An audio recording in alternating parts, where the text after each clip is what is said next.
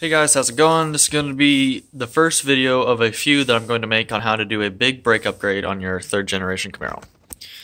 So first thing you're going to want to do is loosen the wheel lugs, and then on both sides, because you're going to do both.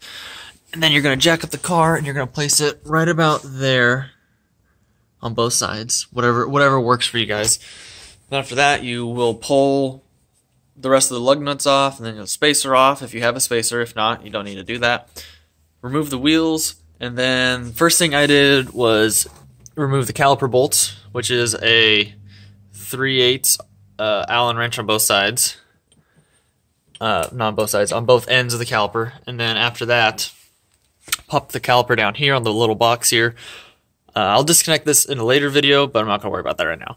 And then I took off the hub assembly. You pop the dust cap off here, pull the the cotter pin out, then you loosen the castle nut and it'll come right off. Then after you do that, I took my other jack and set it under in the little pocket hole, I guess you could call it, on the bottom of the control arm. Jacked it up just a little bit, so there's a little tension there. I loosened and disconnected this tie rod just to make it easier to work around, because I took the spindle all the way off. And then I also took off the lower ball joint, because I'm also going to put in newer bushings and box my lower control arms. So I took that off. The only thing that's holding the spindle on now is the shock with its 2 bolts. So you pop those off. Those are 22 millimeters. Once you pop those off, the spindle will come off, and the only thing left there is the control arm bolts and you with the jack. So you lower the jack, spring slowly comes out, won't explode out or anything, shouldn't. And then it's an 18 millimeter for the nut and the bolt on both sides of the control arm. You spin those out. Air guns are good, or power tools are nice. If you don't have them, it takes a little while longer, but you'll be good. Should only take about 45 minutes with power tools.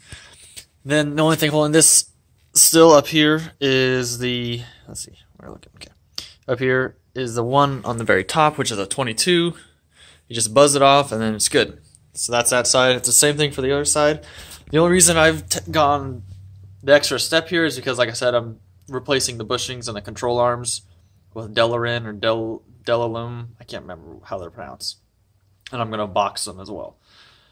And then it's basically going to be about the same steps when assembling, but just backwards. And then obviously I'll include the video for that. But that's basically it. This will be the first video of probably 3 or 4. Thanks for viewing, and have a good night.